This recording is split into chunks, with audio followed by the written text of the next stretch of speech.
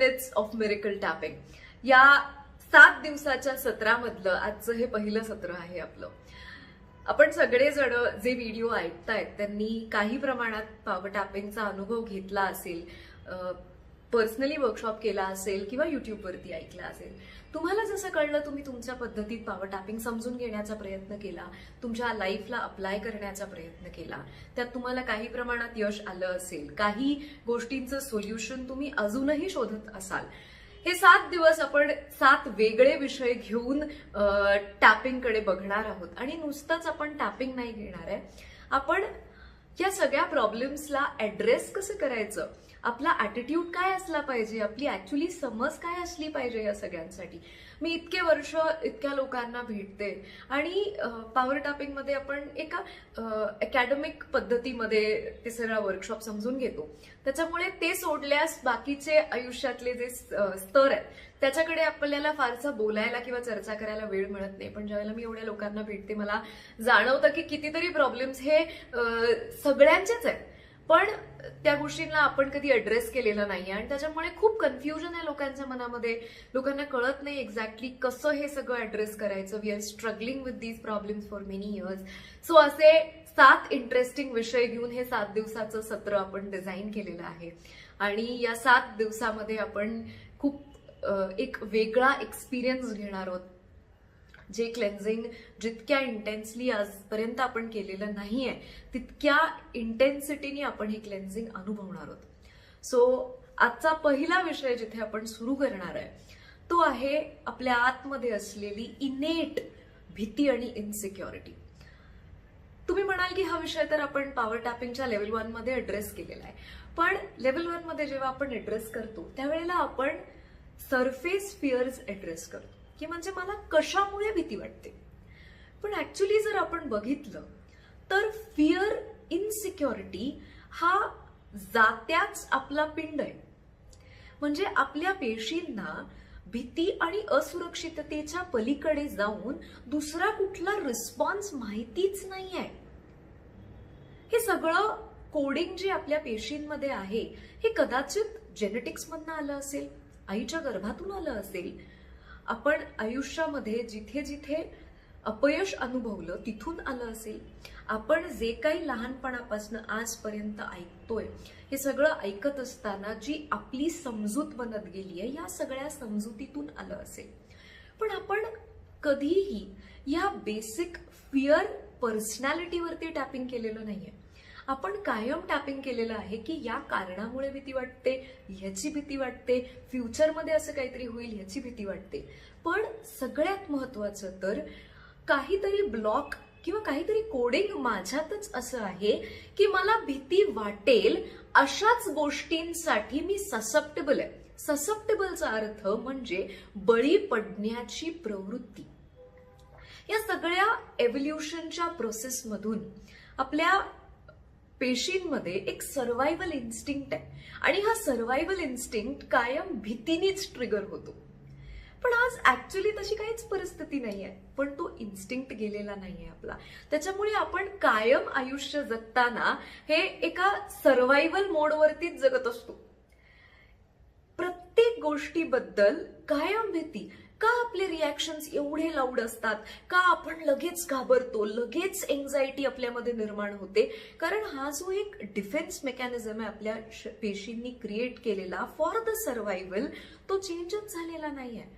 त्याच्यामुळे आपण सतत अशा मोडमध्ये जगत असतो की आयुष्य अतिशय इन्सिक्युअर आहे आणि कधीही काहीही होऊ शकतं. सो जेव्हा तुम्ही कॉन्स्टंटली या व्हायब्रेटरी पॅटर्नवरती जगत असता, that life is full of uncertainties आणि कुठल्याही गोष्टीचा भरोसा नाहीये, कधीही काही होऊ शकतं, त्यावेळेला आपण असंच आयुष्य आकर्षित करतो.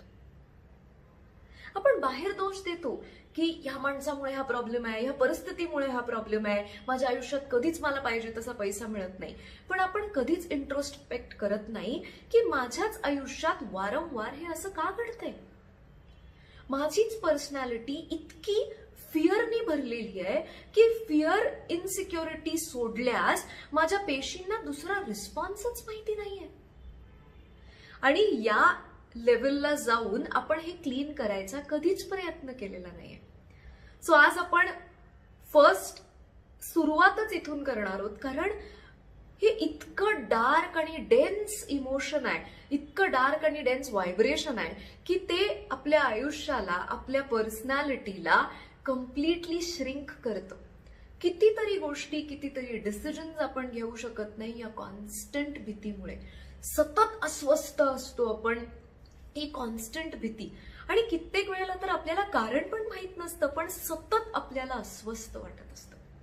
सो आपण हा पॅटर्न आज टॅपिंगच्या माध्यमातून चेंज करण्याचा प्रयत्न करणार आहोत. सो मी टॅपिंग करेन, तुम्ही माझ्या मागे स्टेटमेंट रिपीट करा. सो सुरू करताना आपण कराटे चॉप पॉइंट पासून सुरू करणार आहोत. So I will start the tapping आणि तुम्ही माझ्या बरोबर रिपीट करा. Okay, so close your eyes. हाताच्या पॉइंटवर टॅपिंग करा. माझ्या पेशींना फिअर सोडल्यास, इन्सिक्युरिटी सोडल्यास दुसरा कुठलाही रिस्पॉन्स माहितीच नाहीये. मी सतत भीती वाटेल, इन्सिक्युरिटी वाटेल, अशाच अवस्थेत आयुष्य जगत असते. कारण ह्या दोन गोष्टी सोडल्यास कुठल्याही प्रॉब्लेमला कसं फेस करायचं हे मला माहितीच नाहीये. मला सतत असं वाटतं की बाहेरच्या कारणांमुळे, बाहेरच्या परिस्थितीमुळे मला भीती वाटत असते, पण ऍक्च्युली सतत भीतीत जगण्याची माझी जी सवय आहे, या सवयीमुळे मी सतत मला भीती वाटेल, इन्सिक्युअर वाटेल, अशीच लोक, असेच प्रसंग अट्रॅक्ट करत असते. असं असलं तरी मी स्वतःला पूर्णपणे स्वीकारते आणि ही भीती, जी कदाचित माझ्या जेनेटिक्स मधनं आली असेल, आईच्या गर्भातनं आली असेल, माझ्या लहानपणातनं आली असेल, माझ्या समजुतीतनं आली असेल, किंवा आयुष्यात मी जिथे जिथे अपयश अनुभवलं तिथून आली असेल, मी त्याला पूर्णपणे रिलीज होऊ देते. माझ्या पेशींना भीती आणि इन्सिक्युरिटी सोडल्यास दुसरा कुठला रिस्पॉन्स माहितीच नाहीये.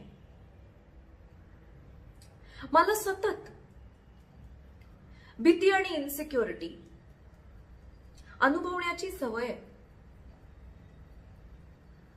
माझ्या या व्हायब्रेशन्समुळे, याच भीती आणि असुरक्षिततेच्या सेल्युलर कोडिंगमुळे मला भीती वाटेल, असुरक्षित वाटेल, अशीच माणसं आणि अशीच परिस्थिती माझ्या वाट्याला येत असते. मी या परिस्थितीशी आणि भीतीशी भांडण्याचा, रिलीज करण्याचा खूप प्रयत्न करते, पण पूर्णपणे याच्यातून मला मुक्तीच मिळत नाही. असं असलं तरी मी स्वतःला स्वीकारते. आणि ही भीती, ही सतत इन्सिक्युरिटीमध्ये जगण्याची सवय जेनेटिकली माझ्यात आली असेल, माझ्या आईच्या गर्भातून आली असेल, माझ्या लहानपणातून आली असेल, आयुष्यात मी जिथे जिथे अपयश अनुभवलं तिथून आली असेल.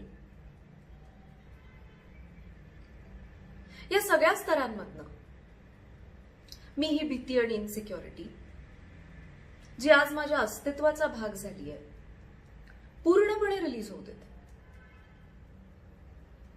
माझ्या आतमध्ये माझ्या पेशींना सतत भीती आणि इन्सिक्युरिटीतच जगण्याची सवय झाली आहे. मला सतत भीती वाटेल, सतत इन्सिक्युअर वाटेल, अशीच माणसं आणि अशीच परिस्थिती मी आयुष्यात अट्रॅक्ट करत असते. या भीती आणि इन्सिक्युरिटीमुळे सगळ्या स्तरावर आयुष्याच्या मी खूप सफर केलंय. पण ही भीती आणि इन्सिक्युरिटी पूर्णपणे कधीच रिलीज होत नाही. ही भीती आणि इन्सिक्युरिटी माझ्या जनुकांमधनं आली असेल, आईच्या गर्भातून आली असेल, माझ्या लहानपणातून आली असेल, माझे जे समज बनत गेले आयुष्यात त्यातून आली असेल, माझ्या बिलीफ सिस्टम्स मधून आली असेल, मी जिथे जिथे अपयश अनुभवलं त्याच्यातून आली असेल. असं असलं तरी मी स्वतःला पूर्णपणे स्वीकारते आणि या भीती आणि इन्सिक्युरिटीतून पूर्णपणे रिलीज होते. आता आपण शॉर्ट टॅपिंग कडे जाणार आहोत. So let's go to the first point. So we will start. Repeat after me. ही सतत भीती आणि इन्सिक्युरिटी मध्ये जगण्याची सवय, ही सतत भीती आणि इन्सिक्युरिटी मध्ये जगण्याची सवय माझ्या पेशींना भीती आणि इन्सिक्युरिटी सोडल्यास दुसरा रिस्पॉन्सच माहिती नाहीये. माझ्या पेशींना भीती आणि इन्सिक्युरिटी सोडल्यास दुसरा रिस्पॉन्सच माहिती नाहीये. या भीती आणि इन्सिक्युरिटीच्या रिस्पॉन्समध्ये माझी बॉडी ट्रॅप्ड आहे. मी सरफेसला कितीही भीती आणि इन्सिक्युरिटी रिलीज केली तरी सतत या भीती आणि इन्सिक्युरिटीला बळी पडण्याची जी माझी वृत्ती आहे ती पूर्णपणे रिलीजच होत नाहीये. हे टॅपिंग करत असताना पण माझ्या पेशी ही भीती आणि इन्सिक्युरिटी सहजी रिलीज करू देणार नाहीत, कारण त्याशिवाय त्यांनी स्वतःचं अस्तित्व कधी अनुभवलेलंच नाहीये. असं असलं तरी मी स्वतःला स्वीकारते आणि ही भीती आणि इन्सिक्युरिटी याची जी सवय माझ्या प्रत्येक पेशीला लागली आहे त्यातून मी स्वतःला पूर्णपणे रिलीज होऊ देते. It is safe to be free from fear and insecurity. It is safe to be free from fear and insecurity. Fear आणि इन्सिक्युरिटी शिवाय सुद्धा मी एक स्टेबल आयुष्य जगू शकते. I can feel stable and secured without this response. He fear आणि insecurity माझ्या जगण्याचाच एक भाग झालेली आहे. त्यामुळे प्रत्येक स्तरावर मला हीच फिअर आणि इन्सिक्युरिटी जाणवते. हीच फिअर आणि इन्सिक्युरिटी मला पैशाच्या स्तरावर जाणवते. ही फिअर आणि इन्सिक्युरिटी मला रिलेशनशिप्सच्या स्तरावर जाणवते. ही फिअर आणि इन्सिक्युरिटी मला आरोग्याच्या स्तरावर जाणवते. माझं आयुष्य या फिअर आणि इन्सिक्युरिटीमुळे ब्लॉक्ड आहे. पण यातून मी पूर्णपणे बाहेर पडू शकत नाहीये. असं असलं तरी मी स्वतःला स्वीकारते आणि या अवस्थेतून स्वतःला पूर्णपणे रिलीज होऊ देते. It is safe and easy to release this. It is safe and easy to release this. It is safe and easy to release this. It is safe and easy to release this. It is safe and easy to release this. I allow this release. I allow this release. I allow this release. I allow this release. Release. Release. Release. Release. Release. Release. आपण प्रत्येक पॉइंटला स्पर्श करणार आहे आणि दीर्घ श्वास घेणार आहे. पॉइंटला स्पर्श केल्यावरती लक्ष स्पर्शाकडे नाकाने श्वास घ्यायचा आणि तोंडाने उश्वास सोडायचा. पहिल्या पॉइंटला स्पर्श करूया. Breathe in, breathe out, breathe in, breathe out, breathe in,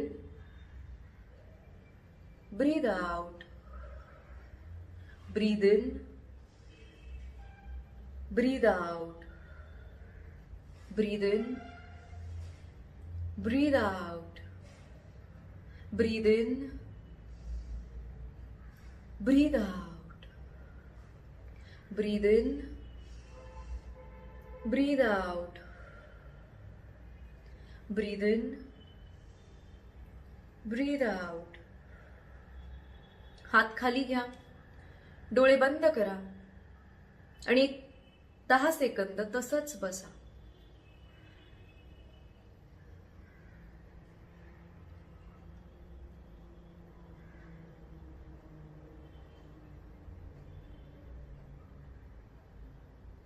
slowly open your eyes.